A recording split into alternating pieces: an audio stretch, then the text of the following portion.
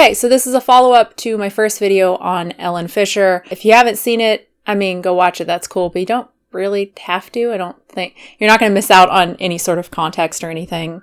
I don't think, if you haven't seen it, but if you want to watch it, I mean, that's cool. Anyway, I am responding to Ellen Fisher's comment on that video. It's pretty long, so let's just do it. Thank you for bringing these missteps from older blog posts and videos to my attention about B12. I did not realize that part written in a response comment about not giving B12 to my child was in the Starting Baby on Solid Foods blog post, as we have since changed our stance on B12 after more research and have been supplementing as a family with B12 for years now. I will delete the response comment about B12 in the blog post today. So yeah, that's great. And I really do appreciate, Ellen, if you're watching this, I really do appreciate you taking the time to respond. I regularly advocate for people to supplement with B12 on my Instagram and YouTube now, and have been doing that for years. If you watched my video, Vegan Moms Talk, Tips for Raising Healthy Vegan Kids, which is much more current, and which you used as a reference to show a link of in the description box of, this is a very long sentence, in the description box of, so you must have seen it. We do advise very clearly to give children B12 supplements. My problem with this video you've made of me specifically on this topic is that it seems you know that we now are clear on our channel about how we give B12 supplements to our children, yet you choose to grasp for straws to find very old content that I didn't realize was still online, which likely very few people see at this point because the B12 comment wasn't even in the blog post. It was at the very bottom responding to someone's comment on the post to try to paint an inaccurate picture and likely to get clicks on your video. First, I'm really sorry for missing the B12 portion in the Vegan Moms Talk video. That's totally my bad. I missed it. Pregnancy brain? Can I blame it on pregnancy brain? However, I wasn't grasping for straws, like trying to find old content to lambast you or anything like that. I literally just Googled Ellen Fisher B12, Ellen Fisher supplements, and that post was one of the first things to come up. And so because it came up, I just used find, in page or whatever it's called, Control F, right? And put B12. And scrolled through, and that was one of the things that I saw. Like, it's not like I was scouring through a bunch of old posts from you or something like that. Again, this is one of the first results when you search Ellen Fisher B12. And it's not just that. There's also the Do Vegans Need to Supplement video, in which you treat B12 as like an open question, basically, like whether or not people actually need to supplement. And you explicitly say that you only supplement while pregnant. I've been vegan for almost 9 years now. And, so yeah, the only time that I've ever supplemented B12 is when I'm pregnant. This video is still up, and this video is the first result when you search Ellen Fisher B12 or Ellen Fisher supplements. It seems that you don't think this is a problem because you seem to think that like every person who watches your videos is watching every single one of your videos. Like someone would absolutely know that you and your family supplement for B12 because they would have seen the few times when you do like mention B12 in videos or on Instagram. But that's an insane expectation. It's really absurd. Like the number of diehard fans, people who watch all or most of your content, are few and far between. I don't care, what channel you're talking about, any of our channels. The people who really, really love our content and watch everything that we put out, that is very, very few people. It is absolutely possible that someone would watch one of your videos, even several of your videos, like a lot of the What I Ate Today videos where you don't mention B12. They would watch these, they would wonder what your stance is on B12, then Google it, Google Ellen Fisher B12, find the supplements video, and learn that, oh, you only supplement while pregnant. That is absolutely a possibility, and if it were me, I would be mortified. Look, no one is perfect. I'm sure I still have content up on my channel that I no longer agree with and that I need to remove, or at the very least, like put something in the description and, pin a comment saying that, hey, this part of the video is wrong. This is why I regularly go through my channel and cull stuff. It's a bitch. It's a pain in the ass, but it's really necessary. I just did this recently because someone, when I premiered this video, someone mentioned in my 80-10-10 video where I'm criticizing 80-10-10, I recommended books by Neil Barnard. I absolutely do not recommend Neil Barnard as a credible source on nutrition, so I removed the video. You have to understand that your channel is an education channel. It's not just for entertainment. I know that you like to insist that you aren't promoting anything, that you aren't really teaching anything. You're just sharing what works for you and your family. But that's wrong. By just showing your family looking happy and healthy and showing what they eat and all of that, you are promoting this lifestyle. It's going to make at least some people want to do what you're doing. It's really important that you not misinform these people. Before moving on really quickly, I do want to talk about the specific B12 that Ellen takes. It's this bioactive B12 blend of methylcobalamin and adenosylcobalamin that is apparently better absorbed than cyanocobalamin. As I've mentioned in other videos, we don't have as much evidence on these forms of B12 versus cyanocobalamin. Cyanocobalamin is very well studied. We know at what dose it's effective. I just don't know why I do. I know why people choose these. Again, they think it's better absorbed by the body, or they think that cyanocobalamin is actually dangerous because cyanide. And, if an adult wants to take that for themselves, whatever, like at least you're supplementing for B12, at least you're doing something. But why would you choose that for your children? Why would you choose the less studied option for your children?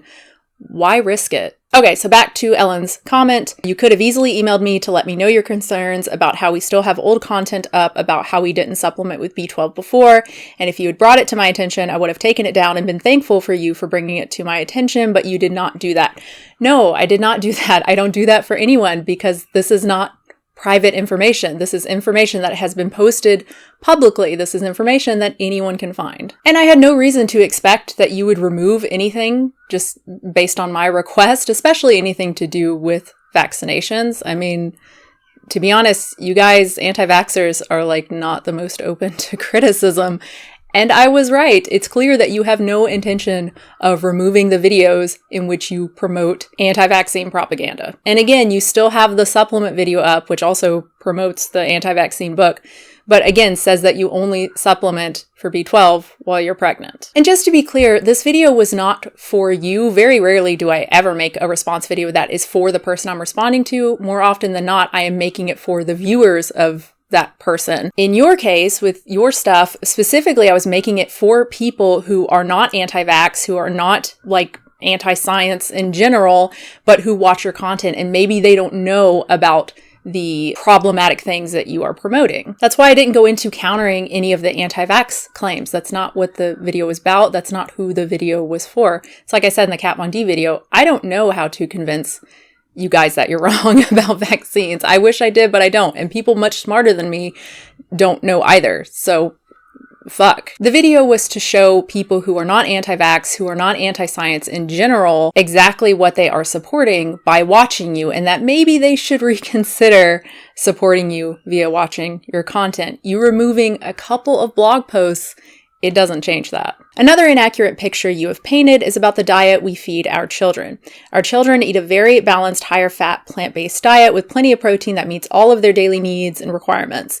We eat a lot of greens, kale, collard greens, dark leafy, blah, blah, blah, etc., picked from our own garden in very nutrient-dense soil, and your commentary made it out that we, quote, add a little bit of greens to our diet when this is simply not true. I'm sorry, but going on the numerous videos that I've seen of yours, that is the way it looks. It does not look like you are eating that many greens. Several leaves of kale in a smoothie, a romaine salad with a few other vegetables, and then some like cooked vegetables at the end of the day. That really is not much considering that you guys don't have any other good source of calcium. And why someone would take that kind of risk with their children when all you would have to do is just give them a little bit of fortified non-dairy milk, maybe a little bit of like calcium set tofu, something like that every day, just a little bit.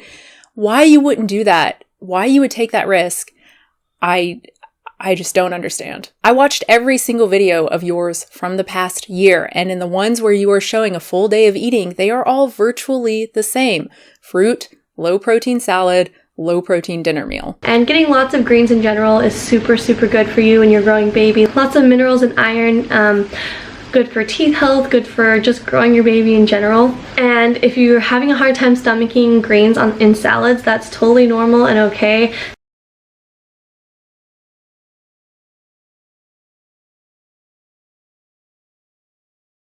Sometimes the dinner meal has beans. There was one where you even had tofu. You made a dish from Hot for Food, but mostly not. And often the higher protein meals are had elsewhere. It's like, it's not something that y'all made. It's something that you're getting, from a restaurant, or you're at your mom's and it's something that she made, or you're at your friends and it's something that they made. I'm failing to understand how I'm misrepresenting you. If this really isn't how you eat, if you really are eating beans like every single day, then you might want to consider revising your content, because based on what I've seen and based on all of the What I Ate Today videos that I've watched, I can absolutely see how someone might watch your content and think that it's okay to just eat fruit and potatoes and avocado and greens all day. And I mean, clearly you think that it's okay. Clearly you think such a diet is okay. You parrot Doug Graham and others who constantly say that protein isn't an issue as long as you get enough calories. If lots of tropical fruit and raw veggies don't appeal to you, or you live in a climate where quality fruit is scarce, that's totally okay. Find what works for you and what appeals to you. Sweet potatoes, squashes, beans, lentils, oats, quinoa, veggies, etc. are all examples of perfectly wonderful staples on a healthy vegan diet. You often speak about bananas and sweet potatoes and lentils as if they are all equivalent, as if they're all just a source of calories. There's no difference between them. This is terrible advice, especially for children. We eat more greens than anyone we know and everyone around us. Even people who view my videos can attest to that. Oh, cool. I mean, just because you eat more greens than people you know doesn't mean that you are eating enough to meet calcium needs. Also, foods like coconut curry, which you explained was not nutritionally adequate in your eyes as a dinner, is filled with lentils, high in protein, and lots of fresh, creamy coconut milk, very high in fat. That's great. The video didn't mention lentils. It didn't look like there was any sort of beans or anything in it, so I assumed that it was low protein. But that's great. But I'm not sure why you're bringing up fat content. I never said that it was low fat. I never said that you guys eat a low fat diet. I said that you eat high carb, some fat, and low protein. And I said that your kids seem to eat even more fat, a lot of it coming from avocado. It's very high in carbs, has some fat, very low protein. And her children eat virtually the same way other than more fat from looks like mostly avocado. I wasn't at all criticizing that part of your diet. It's great that you are consuming more fat. It's great that you're also seemingly consuming omega-3, rich foods like chia seeds and hemp seeds every day. That's awesome. I'm sorry if I wasn't more clear on that. And yes, my kids eat seaweed as a regular part of their diet. Great. Again, that's awesome. I would just be aware that iodine content can vary wildly, not only between types of seaweed, but also between the same species of seaweed, just depending on where it's grown. They could be getting very little iodine, or they could be getting a shit ton of iodine, depending on what they're eating. And when you outlined my children's diet, you said low protein this, low fat this, which simply is not true. Again, I didn't criticize their diet for being low fat. When I criticized your use of the Academy of Nutrition and Dietetics position on veganism, I said this: no dietetic organization recommends something like this, something with very little fat, very little protein, as a healthy meal for children. I was criticizing that particular meal as just an example of something that the vast majority of dietitians would look at and go, yeah, that's not an appropriate meal for children. Again, sorry if I was not clear on that. Eating adequate calories from whole plant foods in general provides the correct amount of protein growing children need. That may be your personal belief, but that is not what dietetic organizations say. The Academy of Nutrition and Dietetics lists protein as a nutrient needing special attention for vegetarian and vegan kids. The Canadian Pediatric Society also lists protein as a nutrient needing special attention, noting that vegan kids may need more protein due to lower digestibility of plant proteins. So just eating enough whole foods, enough calories from whole foods may not be enough, especially in terms of the amino acid lysine. Maybe your kids are getting enough lysine from the foods that they eat. Again, I said this in the last video, just from the sheer amount of food that they are eating and the sheer amount of calories, it's totally possible that they are meeting their needs for lysine. But again, why take the risk? I sound like a broken record, but I just don't understand. What is the downside to focusing more on protein-rich plant foods? Not getting enough protein can have serious adverse effects when it comes to bone health and overall growth, but getting more protein than you need, there's no downside to that. I just don't understand why you would want your children to get so many of their calories from low-protein foods like fruit and potatoes. Why risk it? Also, the salads my children eat are super high in fat, and they eat something similar on the daily. They do not just eat avocado as their source of fat. Hemp seeds, chia seeds, nut butter, avocado, coconut milk, flax seeds, etc. The way you described our daily food intake was totally misleading, and I really don't appreciate that. Again, I never said that the diet was low in fat. I criticized it for being unnecessarily restrictive, for possibly being low in protein, particularly lysine, in calcium, in iodine, zinc possibly as well, since vegans may need 50% more zinc because, again, lower digestibility of plants. And since your main criticism is the impressions we make on our audience, the first video you should have watched to decide your opinion about us is the Vegan Moms Talk video, where we are very clear to recommend people to do their research to figure out what supplements is right for their family, are very clear to recommend B12 supplements for children, and we also are super clear on the important role in healthy plant fats and sufficient calories from whole plant foods, adequate protein for growing children. Number one, again, every person is not going to see this video. This is not even close to one of your most popular videos. Someone may watch numerous of your What I Ate Today videos and the What I Ate Today videos for your kids without ever knowing that you supplement for B12. I could not find a single What I Ate Today where you mention B12. It's very rarely mentioned. Again, going through all of your videos for the past year, it was mentioned twice. It was mentioned once in a video on traveling and in the Alicia Silverstone video, since she sells supplements. And number two, telling someone to do their own research does not absolve you of any responsibility. If your viewers value what you say and they're taking advice from you, they are likely going to do the research that you recommend, and so they are going to end up with the same bias and wrong conclusions. For example, if someone chooses not to vaccinate their child based on the book that you recommend, they purchase that book because you recommended it, and then their child contracts measles, you play a role in that. You are partially responsible because you were the one who introduced that parent to anti-vaccine garbage in the first place. Thirdly, in regards to how you feel about my personal diet and diet during pregnancy, I've had 3 wonderfully healthy vegan pregnancies and have had plenty of proper testing throughout my pregnancies, all showing perfectly healthy levels of iron, calcium, etc. And my protein levels always exceeded the daily suggestion for pregnant mamas. Like I said before, I ate lots of dark leafy greens, so what you said about that in there is definitely mistaken. Salads with dark leafy greens and tender greens are staples in my diet, and when I add greens to my smoothie every day, I add a lot. I eat more fat when I'm pregnant, and my primary care practitioners have all agreed my diet is wonderfully healthy and nutritionally adequate. Again, you have painted in an accurate picture when describing my diet. And I'm sure there are accounts of women eating like keto or something while pregnant and having perfectly healthy levels of iron, calcium, etc. That does not mean that their diet is ideal, and it certainly doesn't mean that it won't be disastrous for other women who try it. You may not like it, but by showing what you eat, by presenting it, clearly presenting it as like this ultra healthy diet and ultra healthy lifestyle, you are promoting this to pregnant women. As far as vaccines go, this is a topic we completely disagree on, and I feel you are very misinformed about. Maybe one day if we meet in person, we can have a lengthy, productive debate about this, as my husband and I are very confident and educated on this subject. And I'm sure flat earthers are just as confident and educated when it comes to their beliefs as well.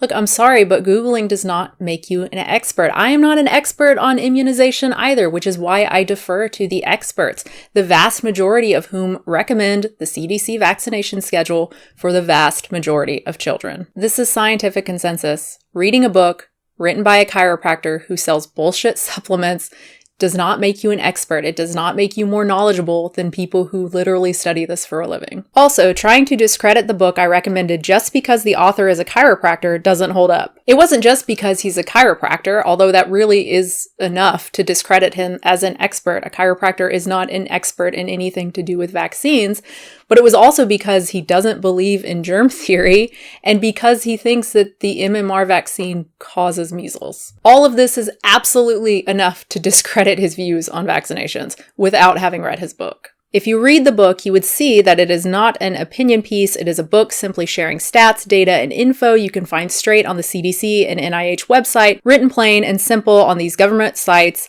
but most people have not taken the time to read, plus loads of data you can find in your public library. That is meaningless to me. Sharing data is meaningless because data, statistics, can easily be distorted. There are references for every statement and data shared in the back of the book to look up yourself. Again, that's utterly meaningless. Just because there are a bunch of references doesn't mean that they are good references. They could be of poor quality. They could be saying not what the author is saying that they're saying. They could be saying the exact opposite. I've seen this time and time again with a lot of alt-med people and websites. Anyone can appear smart and right and credible just by referencing what they say.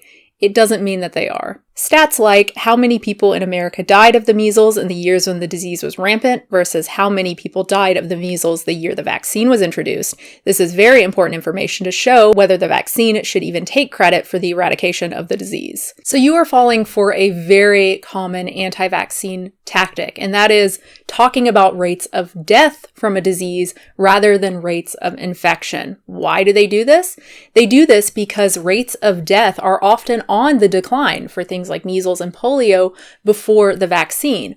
Why? Because of better hygiene, better sanitation, medical improvements, things like the iron lung that kept infected people from dying. But when you look at rates of infection, it becomes very, very clear that vaccines play a pivotal role in reducing the number of people infected in the first place. When the first measles vaccine was introduced in 1963, rates of infection had been holding steady at around 400,000 cases a year. And while hygienic habits and sanitation didn't change much over the following decade, the rate of measles infections dropped precipitously following the introduction of the vaccine, with only around 25,000 cases by 1970. Another example is Hib disease. According to CDC data, the incidence rate for this malady plummeted from 20,000 in 1990 to around 1,500 in 1993, following the introduction of the vaccine. Again, you're falling for anti-vax nonsense. Just this fact alone, just the fact that you mention death rather than rates of the disease, actual cases of people getting infected,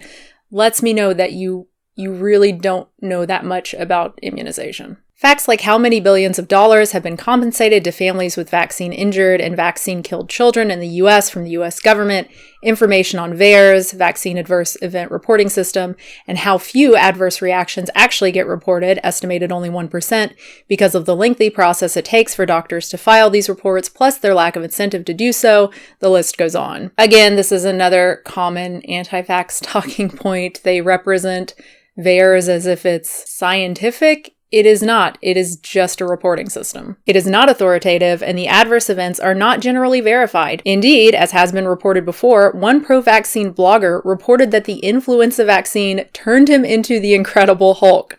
True, the VAERS staff did contact this blogger and ask him about it, but as he noted, if he had refused to remove the entry, it would still be there.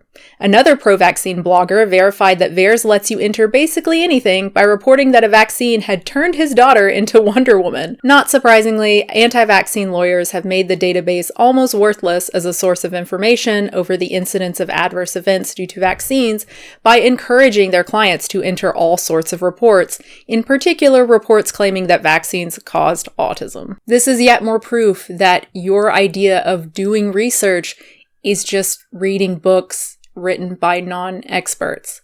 How is that doing good research? Is there any chance you would actually read the book and get back to me your thoughts on it so we can have an actual discussion about the points of the book? I'd be happy to discuss this topic together and read something you recommend to me. Plus, there are so many other legitimate resources we can discuss, not just this book. No, I am not going to read a book on vaccination written by someone who doesn't even believe germ theory is real. Just like I would never read a book on gravity written by someone who thinks the moon is a hologram. And no, that is not fallacious. It is just an issue of probability. Could the person accidentally be correct about one thing? Sure, just because they're wrong about something doesn't mean they're necessarily wrong about another thing. However, being wrong about something so fundamental to the field that they're talking about, in this case, medicine and germ theory, does indicate that this person is not a reliable source in that area when it comes to medicine. And so would only be right by chance. It is a waste of time because you can't rely on anything that this person says. Even if I read this book, I would have to go and verify every single piece of information that he says because he is not a trustworthy source. Now compare that to an expert who has a basic level of understanding, so they would be right more often than chance, right? They have this foundation of correct theory and good judgment. Is the expert perfect? Of course not, but clearly the information that they disseminate has a higher level of reliability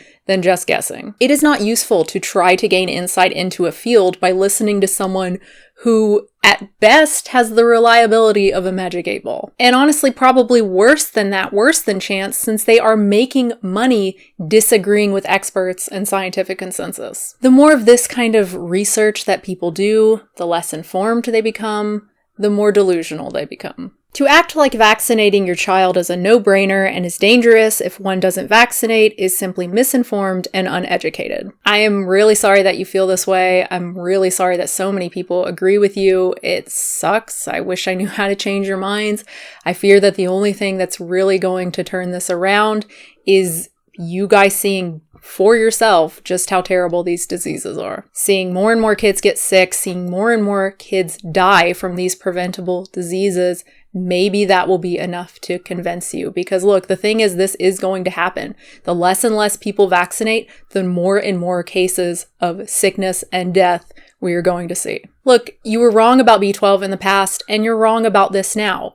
And those two choices have something very similar in common. They are both a result of trusting bad sources and going against mainstream recommendations. It's ultimately up to you. It's ultimately your choice to see this pattern of bad decisions and to change it. No one else can do that for you. As far as my children being in videos, I care about this topic too, and I appreciate you sharing your input. This is something that is on the forefront of my mind, and I'm very careful through the filming and online sharing of my family and kids. While it is obvious you care about this topic too, and we have come to different conclusions, I still relate to some of what you said. I can see through your explanation that you aren't necessarily saying, I personally am exploiting my children, but I still want to address this. Thank you for saying that. I definitely was not saying that you are exploiting your children. I was saying that the potential for it is there. We as viewers cannot possibly know what goes on in your household. To me, it is like someone who says, oh, I eat ethical eggs or ethical milk or whatever because the farmer said so. The farmer says that they're happy and healthy. But unless you live on the farm, unless you see how those animals are treated day in and day out, you cannot possibly know that for sure. To me, watching family channels like yours would be like purchasing eggs from someone with a rescued hen in their backyard. Maybe the hen seems really happy and healthy, but how can I possibly know unless I live there? And once money is involved, again, I am purchasing these eggs, the potential for exploitation, for cutting corners will always be there. It's just not worth the risk to me. I film a video once a week, and I always only film my children when they want to be filmed. I will never be a YouTuber that has the camera out every day. I'm very respectful with filming my children through these videos, and I take care to only share moments they love, like Elvis will tell me to film him, then say, wait, redo that, don't show that part, show this part, and I always do as he says and share the moments he wants me to share. He even helps me edit some of them. These videos are so special to my kids, and I know they will cherish these videos forever. You don't know that though. You can't possibly know that. You can't possibly know how your children are going to feel about these videos out there on the internet as they grow up. I can imagine them growing up and enjoying it, having all of this content of them out there, and it's very, well edited and good production value. But I can also imagine them not liking it, wanting that privacy, or even being embarrassed by it. I mean, you have videos of your children breastfeeding. Now, you and I know there's nothing wrong with that. Obviously, it's nothing to make fun of, but kids don't know that, and kids can be incredibly cruel. You really don't worry about your kids potentially being bullied over something like this as they grow up and potentially coming to resent you for it since you're the one who put the videos up in the first place. Man, I would really worry about that, especially their birthday party ones. And if this wasn't my job, I wouldn't have the time to put together these amazing time capsules of special moments for my kids. Okay, I know. I'm gonna have to call bullshit on that. You really wouldn't have time to photograph your children, to record your children. I don't post any of my kids' stuff online, and yet I don't even know how many photos, how many videos I have of my kid that I've taken over the years. Half of it I haven't even watched yet. I've just recorded it and I haven't even watched it. I have a couple that I actually edited down and added music and made cute little videos for the rest of my family. Look, all parents are super busy. And yet most of us have more footage of our children than we know what to do with. I mean, my dad, he's recorded so much stuff, of me and my siblings over the years, especially when we were younger. He even just recently sent us all a bunch of USBs, each one of us, with just tons of photos and video on it. I haven't even got through, 1/16 of it. It's so much content. And while I really appreciate it, do I need all of that? No. Would I be happy with a quarter of it? Absolutely.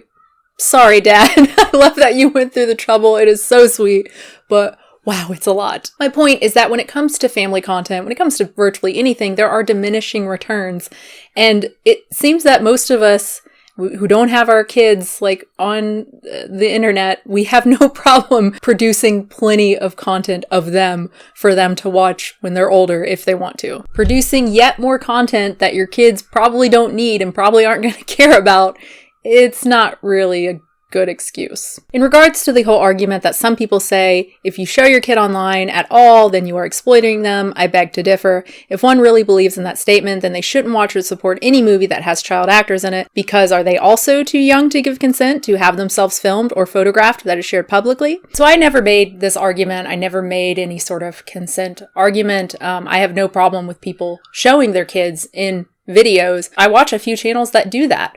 But there's a huge difference between occasionally showing your kid on your channel and making your child an integral part of the channel. Now, when it comes to child actors, some of that was true in the past, which is why we have better regulations on the industry today. Unfortunately, these are regulations that have not caught up to YouTube yet. Even still, I think there is a big difference between a child acting and a child like living their life on YouTube. In the case of movies, the kid is playing a character. There is a big difference between reciting lines, again, playing a character, and giving strangers a voyeuristic glimpse into their personal lives and personal memories. I would imagine that the former is probably a lot easier to dissociate from than the latter. Aside from that, we do have separate funds set up for our children that we add money to for them to be able to use when they are older via college money or whatever.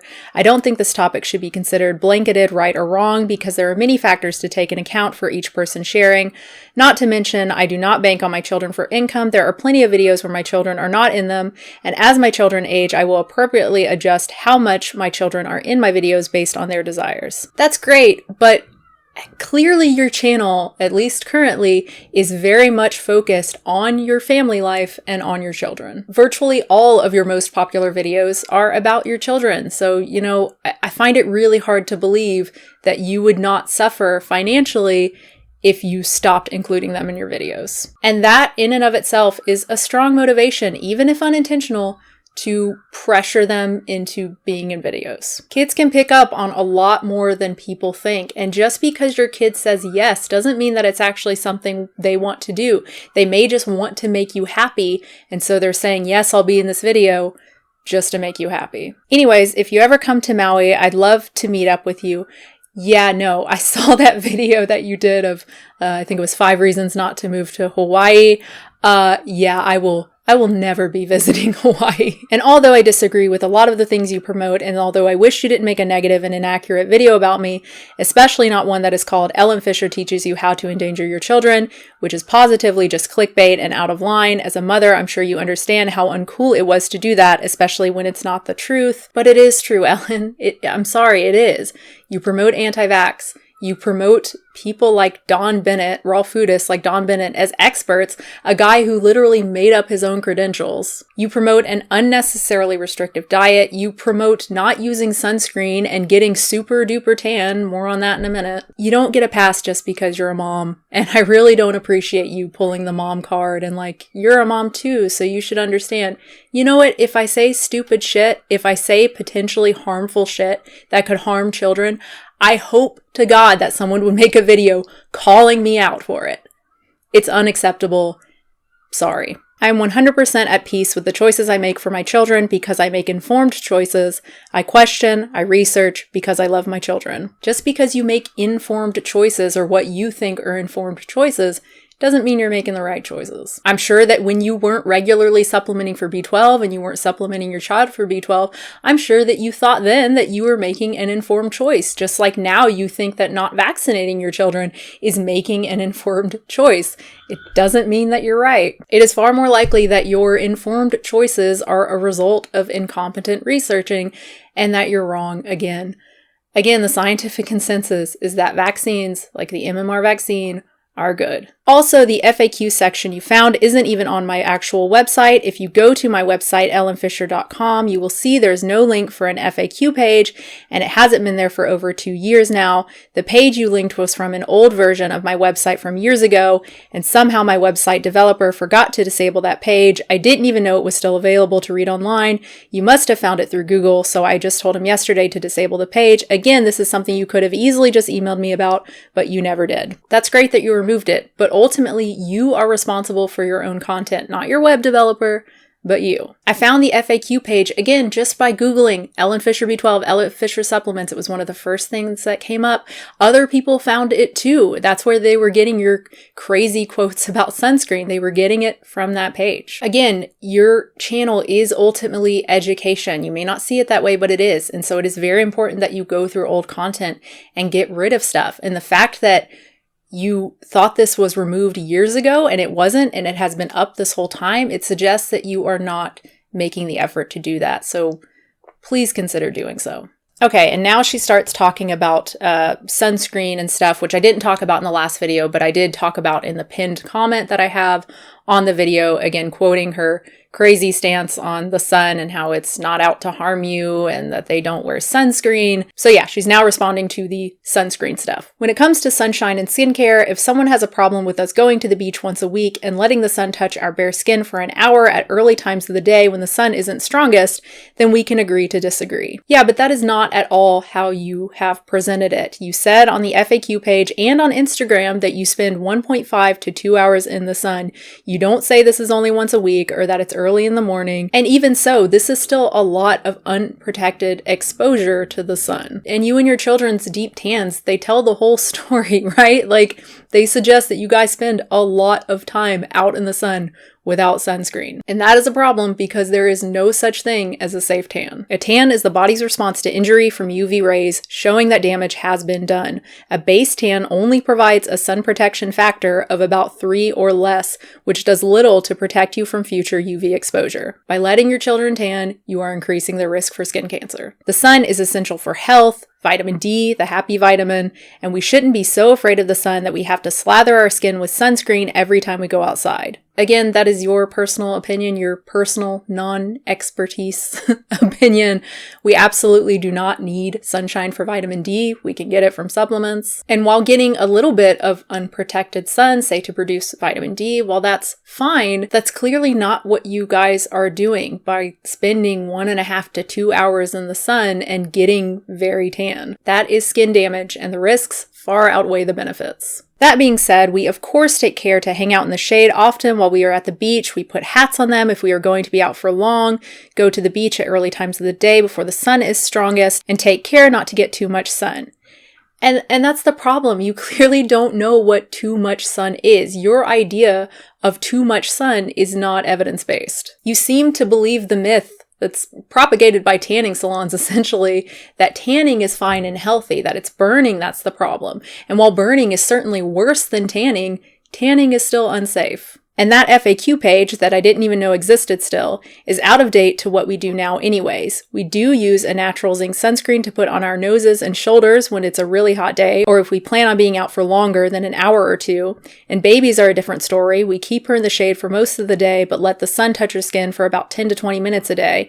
This is totally healthy, and many doctors and practitioners would recommend we let the sun touch our bare skin at some point in the day. Again, this is vastly different from what you and your other children are doing.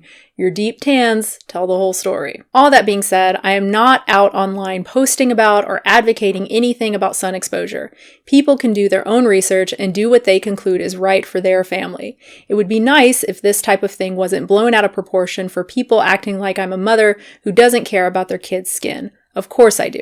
So I assume you're speaking to other people, because I never said that you don't care about your children, that you don't care about their skin, their health, whatever. You obviously do. You're just wrong. You're dangerously wrong. And worse, you are encouraging people to endanger their children as well. You may not think you are because you aren't actively telling people not to use sunscreen or to spend lots of time in the sun, but just by doing it and showing people this lifestyle, again, you are promoting it. People who watch you may want to emulate you. They may really trust you. And so they may think that you have done your research, quote unquote, that you know what you're talking about. And so when you say that you spend all this time outside, when you show your very tan kids, when you say you don't use sunscreen, people may think that, oh, well, she knows what she's talking about. It must be okay. And so that's really it. Again, Ellen, I appreciate you commenting, but I stand by my video. I'm sorry. I apologize for the B12 thing, but other than that, I stand by my video, and I do think that what you're promoting, a lot of it is potentially endangering other kids. If other parents are following this advice, that's terrible. And hopefully anyone watching you who agrees with me will see that supporting this kind of stuff maybe isn't the best thing. And this isn't even the end of it. She's promoted the medical medium before. I've already talked about that quack before, the whole staph infection thing that I think a couple of you mentioned. And sure enough, there's an Instagram post about that, and she defends it even in this particular thread. She also promotes Alicia Silverstone, who is also anti-vax and promotes a lot of other garbage in her book. And again, promoting Don Bennett, who I already mentioned, who is very close to Doug Graham in terms of the things that he promotes. I don't know if I feel like he did eventually denounce Doug Graham with all the fasting stuff and everything, but I could be wrong about that. But typically someone who follows Don Bennett is probably going to follow 80 and 1010 and all that garbage too. So that's really terrible that she's promoting him. So yeah, there is a lot of stuff. There is a lot of pseudoscience going on with Ellen's channel, and I don't think it's enough to just say, well, she isn't explicitly telling people to do this or do that. She is still promoting it, period. And if you still disagree with me, I would say ask yourself how you would feel if everything were the same except Ellen wasn't vegan.